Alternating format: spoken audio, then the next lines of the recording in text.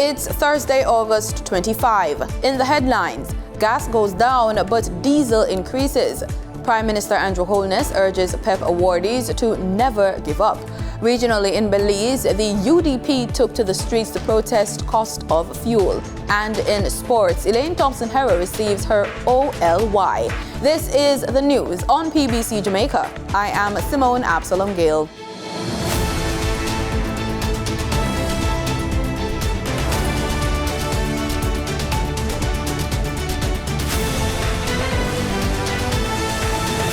Prime Minister Andrew Holness is advising students to be vigilant and to take precautions as they re-enter the school system come September. Raquel Robinson reports. Mr. Holness gave the advice while speaking at the Primary Exit Profile PEP 2022 awards function on August 23.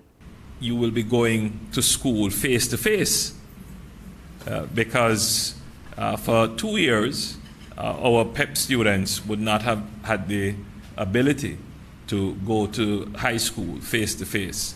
But now, thankfully, this school year will see the return of full face-to-face. So I'm very happy about that, and I'm sure that you're also looking forward to that experience. Nevertheless, I would still encourage you to pay close attention to the various protocols that are in place, because even though we are almost back to normal, we still have to ensure that the public health standards are maintained so that we don't fall back into any challenges. While sharing words of wisdom, he stressed the importance of utilizing access to education. Education is important to your development. It is important to the development of your family and indeed the nation. So I encourage you to be diligent and focused on your studies. I encourage you to believe in yourself. There's nothing that you cannot achieve if you remain focused and diligent.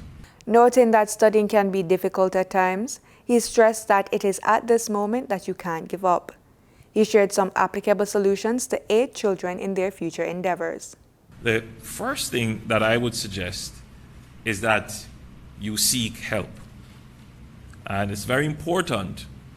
In the primary school level, you will normally rely on the teacher, rely on the parent to pick up when you're falling behind.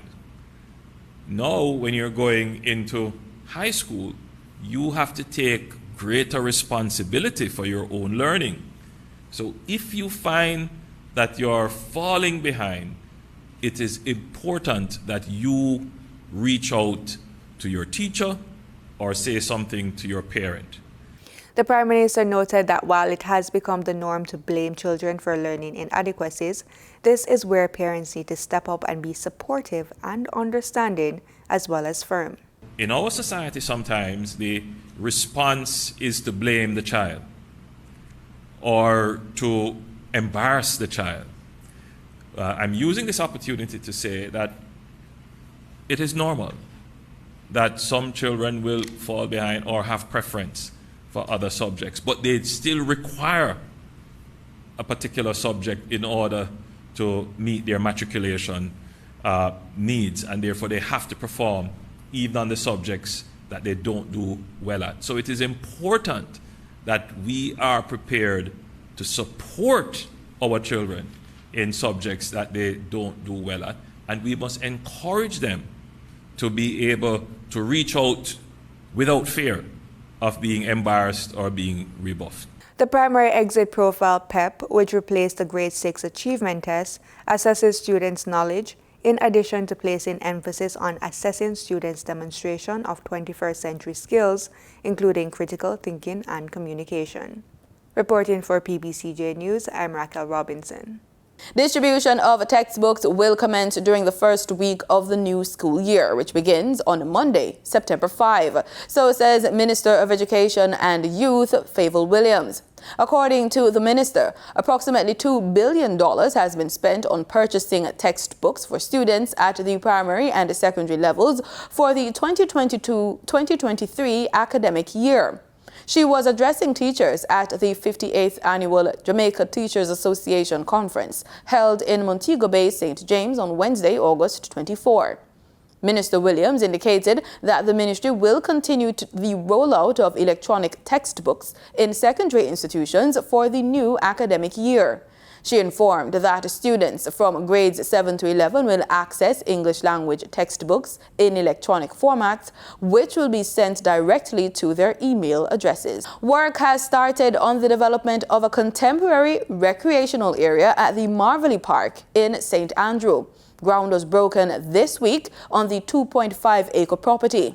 Amenities will include a jogging trail, interior walk, children play area, benches, game lounge, snack bar, restroom facilities, water harvesting system for irrigation of vegetation, and construction of a perimeter fence. Prime Minister Andrew Holness, in his address at the groundbreaking ceremony, explained that it aligns with plans to re-engineer and redesign the Washington Boulevard and Spanish Town Road corridors as critical entrance points to the city of Kingston. When we build the park, we must ensure that everyone can have enjoyment of the park. So yes, you're going to want to keep entertainment events at the park. But the park cannot become exclusively a dance hall. Because people are going to want to be able to walk freely, to do their laps and exercise. People are going to want to conduct maybe a prayer meeting, a church service. Maybe somebody is going to want to put on an art exhibition in the park. And yes, we should have more flower shows in the park. The Prime Minister says the initiative is part of the government's drive to install recreational and green spaces in each parish to improve the environment and instill civic pride. For his part, Minister of Finance and the Public Service and Member of Parliament for St. Andrew Northwest, Dr. Nigel Clark, argued that the park will revitalize the area and provide space for physical and recreational activities. So you can come walk with a significant other. You can take the child out on an afternoon and those family bonds are cemented. So the physical development, keep you fit, the family development, and then the community development. Marvelly as a community benefits from having this space. Construction of the park is being undertaken by the KSAMC in partnership with central government.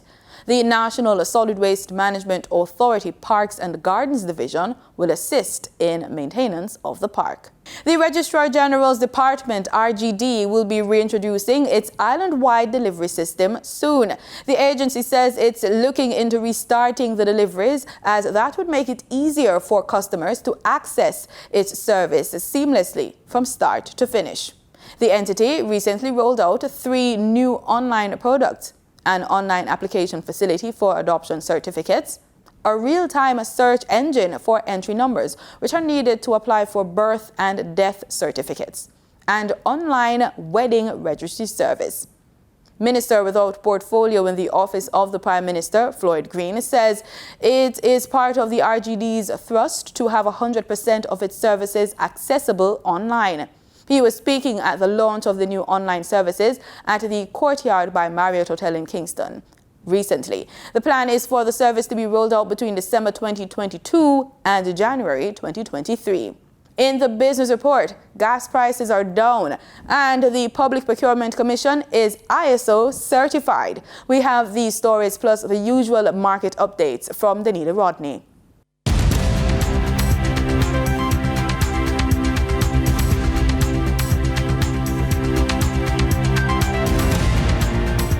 Motorists should see a decrease at the pumps in the price of gasoline, but an increase in the price of diesel effective Thursday, August 25, according to the latest ex-refinery costs from Petrojam. With both grades of gasoline down by $4.50, 87-octane gasoline will be sold for $206.16, while 90-octane gasoline will be sold for $210.14. With a $4.50 increase, automotive diesel fuel will be sold for $233.76 per liter, and ultra-low sulfur diesel will be sold for $240.75 per liter. Kerosene also increased in price by $4.50, will be sold for $212.30 per liter. Propane liquid petroleum will be sold for $65.90 per liter, up by 79 cents, and butane liquid petroleum will be sold for $75.25 per liter after an increase of $1.19. Remember that marketing companies and retailers will add their respective markup to these prices. The regional investment community now has a 24-hour cable television channel, the Caribbean Business Exchange, or CBX. During a semi-virtual ceremony on Wednesday, GSC Managing Director Dr. Marlene Street Forrest spoke on the purpose of the channel. CBX is committed to providing market news, daily updates, and programs reflecting our regional business realities in a timely manner. As we seek to provide value to our issuers and investors, we believe through our rich storehouse of data, so we are going to be data mining, and those from other content providers of business information, we can provide another source of business news to the public, which will redound to further development of our region, thus helping Jamaicans and our regional people to have a more rounded view of the Caribbean business community and assisting the globe to better understand us. In fact, I believe this network will be a tool to build the regional business and financial development, and who better is there to report on us but us. The CBX will broadcast on channel 143 on the Flow Network and 28 on Digicel. On Wednesday, the Public Procurement Commission, or PPC, held its milestone presentation ceremony to celebrate its being ISO certified. Minister of State in the Ministry of Industry, Investment and Commerce, Dr. Norman Dunn, explained what this now means for the company. The ISO 9001 Quality Management System is a worldwide recognized and one of the most recognized QMS. It provides international best practices which organizations have been embraced to enable them to produce high quality goods and services which can compete globally. Executive Director of the PBC, Lieutenant Retired Paul Wright, in his comments sought to encourage Jamaicans to seek income through PPC activities to improve competition. We encourage Jamaicans to seek income generation through public procurement activities. We at the PPC will be ramping up and encouraging Jamaicans to register with the Public Procurement Commission. We firmly believe once more persons are registered within the system, it improves competition. If you have improved competition, the people of Jamaica get value for money. At the end of the day, that's really what it boils down to. So in September, our team will be ramping up the efforts because we want more Jamaicans to register with the Public Procurement Commission so we can have value for money for the taxpayers.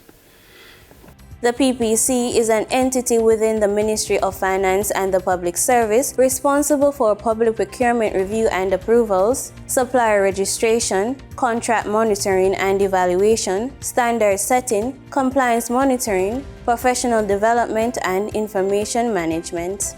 For your market updates, in foreign exchange trading for Wednesday, August 24, the US dollar sold for an average of $151.70. The Canadian dollar ended trading at $116.74. The pound sterling traded for $178.49, and the euro sold for an average of $153.50. In JSE trading, the JSE index declined by 4,595 points to close at over 300,000 units. The junior market index declined by 29 points to close at over 4,000 units. The combined market index declined by 4,559 points to close at over 300,000 units. And the All Jamaican Composite Index declined by 2,743 points to close at over 400,000 units. Overall market activity resulted from trading in 101 stocks, of which 34 advanced, 50 declined, and 17 traded firm. Stocks advanced for 138 Student Living Jamaica Limited, 1834 Investments Limited, and Access Financial Services Limited. Stocks declined for Barita Investments Limited, Berger Paints Jamaica Limited, and Caribbean Assurance Brokers Limited. Trading firm were 138 Student Living Jamaica Limited Verbal Preference, Blue Power Group Limited, and Community and Workers of Jamaica CCU Deferred Share. The overall volume leaders were 138 Student Living Jamaica Limited with over 4 million units, Wigton Wind Farm Limited Ordinary Shares with over 3 million units, and Sagicor Select Funds Limited Financial with over 2 million units. In regional stocks, in Trinidad and Tobago, Clico Investment Fund was the volume leader with over 30,000 shares, followed by Calypso Macro Index Fund with a volume of 100 shares being traded. On the Barbados Stock Exchange, Government of Barbados Bond Series B was the sole security trading over 50,000 shares. In market data for oil prices firmed on the prospect that the OPEC Plus producer group could curb oil supplies. Brent crude rose 60 cents to $101.82 a barrel, while West Texas Intermediate crude firmed 16 cents to $95.05 a barrel. And that was the business report on PBCJ. I'm Danita Rodney. In regional news, starting in Trinidad, the Scrap Iron Dealers Association staged a peaceful protest on Wednesday. It was the latest form of resistance from the group since the government's decision to suspend the exportation of scrap iron. Tyrion Brown-Campbell reports. Honking horns, trucks blaring music, and scores of crawling vehicles was the manner the TT Scrap Iron Dealers Association chose to express their anger. The action was prompted by government's decision to halt the export of scrap metal for 6 months. The association's membership was joined by the Movement for Social Justice, the Steelworkers Union, and the Joint Trade Union Movement. President of JTAM, Ansel Roger, reminded government that there is still room for compromise. His attack on this industry is an attack on women and children. And we call on them this morning to revisit this decision. Revisit this decision to allow for peace to prevail, to allow for these law-abiding citizens to continue to earn a living. President of the Steelworkers Union, Christopher Henry, said government's intention with the ban is to cripple the industry so others could take it over. It is projected that the scrap industry is going to rise to $670 billion globally by 2027, rising from $411 billion last year. Initially carded to end in Port-of-Spain, the protest action eventually ended in Aranjuez. After, the protesters were told by the members of the Trinidad and Tobago Police Service they did not have the necessary permission to enter the capital city. In Belize, the United Democratic Party took to the streets of Belize City in protest of the cost of fuel. Today's protest, organized by the UDP, began at their headquarters on Youth for the Future Drive. Protesters made their way onto Vernon Street and then onto Central American Boulevard. There, they made a brief stop in front of a Shell gas station, purportedly owned by Prime Minister John Briceño, to protest against the current fuel prices. UDP party leader Moses Shine Barrow was among those leading the protest. Enough is enough.